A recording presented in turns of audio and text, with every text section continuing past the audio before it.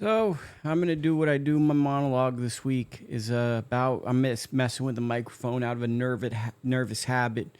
Not getting those game time reps in on the microphone is very, very tough. So I had to do that anyways. First time to the channel, you know the deal. Subscribe, leave a comment, all that stuff. It's very enjoyable. Substack, if you're watching this on my newsletter, listening to it, go over to the YouTube. It's really great. Today, I'm going to break down Richardson Hitchins and George Kambosos and what I perceived in this fight and kind of some misconceptions. To me, it was a breakout performance for Richardson Hitchins, though there are some things I think people are overlooking in many different ways, both good and bad, and I want to get into the fight. As I said before, if you think I'm a cool guy with a bad hairline talking about boxing for basically free on the internet and very committed, doing it year after year, all I ask is that you subscribe to either my newsletter or my YouTube channel, maybe both. That would be super cool too. So let's get into this. So George Kambosos won over the hearts of fans in November 2021. I want to say it was like days after Thanksgiving, he upsets Teofimo Lopez. I was actually maybe 15 feet from where I watched that fight. So in the podcast studio, I was watching that fight. And that is something. That really is something that I was just like literally I could walk over there and it doesn't feel like 4 years ago, but it definitely is 4 years ago because we keep track of time and all that stuff. And that underdog victory has kind of propelled Kambosos to a unique position in the sport where he gets a lot of opportunities because he was an undisputed champion in my eyes. I know some people don't consider him and Teofimo undisputed champions. That's just kind of silly to me. Him, Kambosos, and then Devin Haney were all undisputed champions. The heavy lifting done, in my opinion, by Vasyl Lomachenko, but that's another story, right?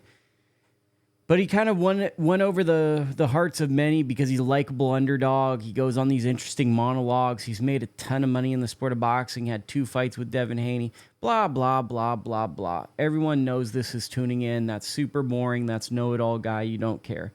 But Kambosos at this point, he had been stopped by Lomachenko, bounces back, fights a sneaky trap fight, late replacement opponent, has a hard fight.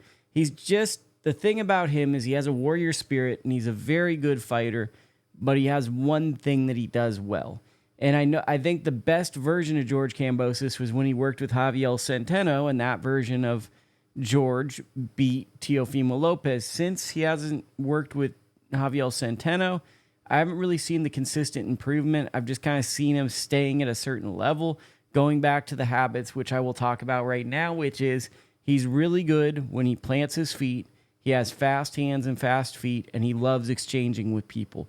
He loves punching with people. He's got that warrior spirit, and if you stand with him, it's a dangerous fight for anybody. The problem is he doesn't really have a lot of ways to solve guys that can move and have a good jab, right? So I think in his developmental fights, when you're supposed to work on it, he probably solved those problems on being stronger, more athletic, or just the more talented fighter. He never really worked through that equation, and now he's starting to accumulate damage throughout his career. So you add in damage along with that was something that initially was kind of a bothersome to him.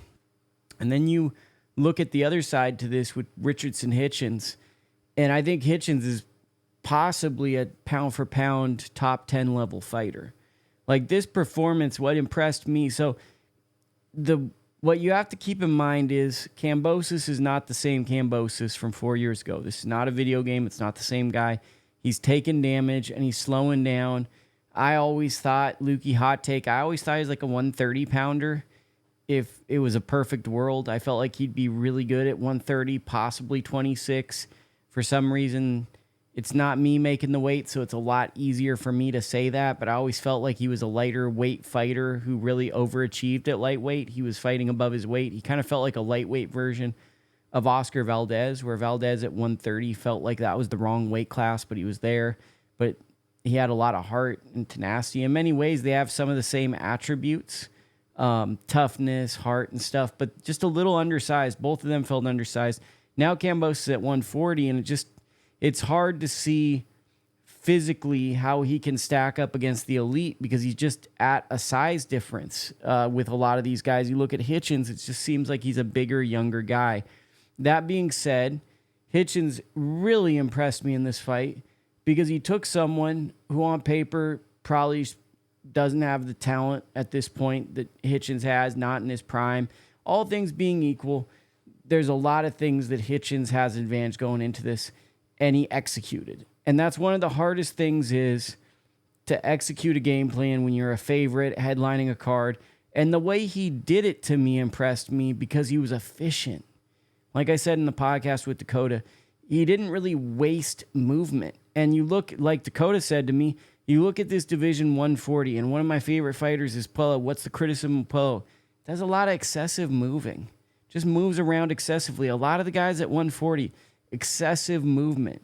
And one of the things that impressed me in this fight was he didn't excessively move.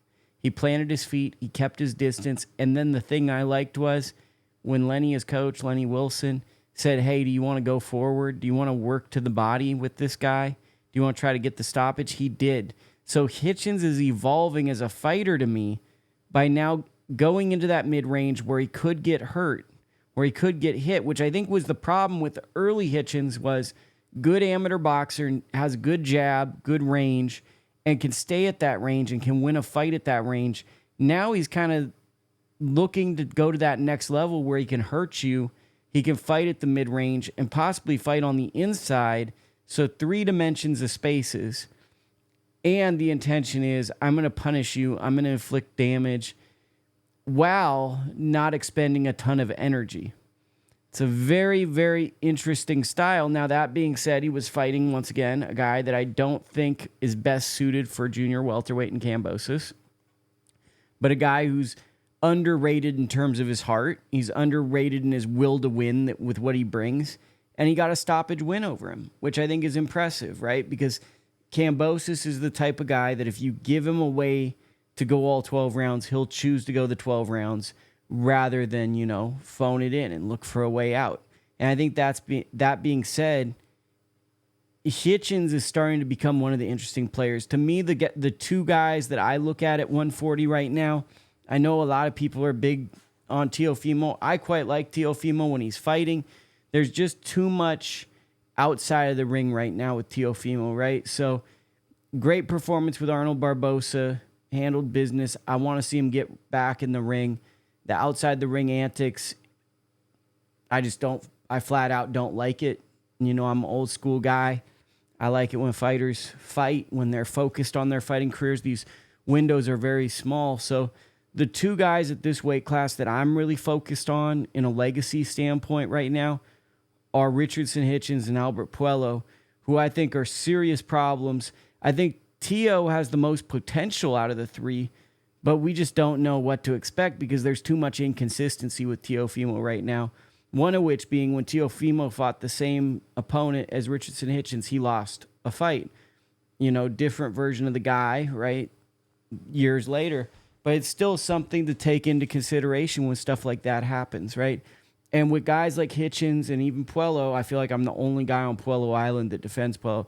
You're seeing people that are consistently putting in these title defenses and building a strong legacy in the sport. So what I hope from a fan standpoint is Hitchins is the most interesting guy to me personally right now because he's talking about legacy. He's not as much talking about money. He's talking about making title defenses. His coach is talking about, can we make these historic title defenses? From a fight fan perspective, I'm loving it when guys are valuing, man, Carlos Monzon had this many title defenses. Jeff Chandler had this many. I love that stuff because it speaks to a purity of the sport that you care beyond just like, this is a job. And I think what we're lacking in boxing right now are people that love the sport as much as maybe some of the nerds like myself love the sport. We're seeing a lot of people that are like, okay, this is my occupation and I show up. But the fights reflect their love of the sport almost, where it's like, I think it's a generational thing to a certain degree because of all these stupid apps where you got followers and the followers represent your bank account and how cool you are.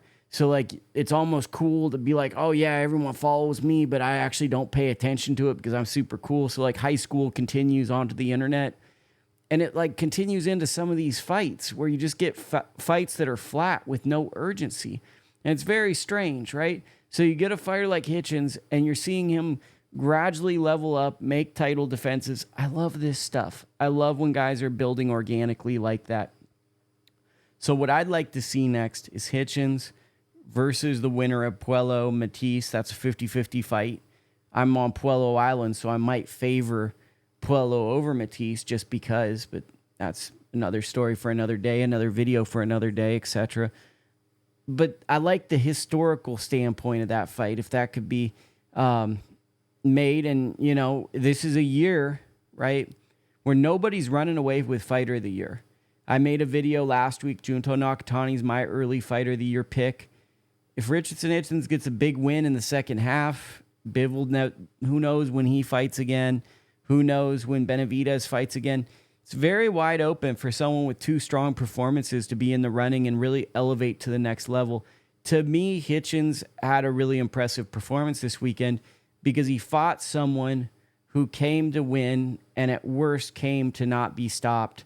And Hitchinson made someone who didn't want to be stopped have to stop in the fight. He made someone no longer continue. And that's very difficult. One of the hardest things, if you know in boxing, is to stop someone who doesn't want to be stopped. And he did that. So that's really friggin' impressive. And I think Hitchins went from a title holder to a great title holder. And now his trajectory in my eyes are changing where I'm wondering, is this guy a Hall of Fame potential fighter? That's where I'm starting to wonder. He hasn't done enough just yet, but it's interesting. He's in the conversation of, okay, can he rack up a title defense or two title defenses more, move up a weight class, win a belt? Now we're starting to look at a capital G guy. So I think, you know, Hitchins, maybe in the next 4 to 5 years, we're looking at one of the biggest names in the sport, or someone's going to cut this out and make a YouTube shorts and make fun of me with just that clip out of context. Anyways, those are my thoughts. I will be back next week, probably a bit later, going on vacation. Put an emoji in the chat with that stuff. And for the newsletter subscribers, you're going to have a ton of stuff following up after this post.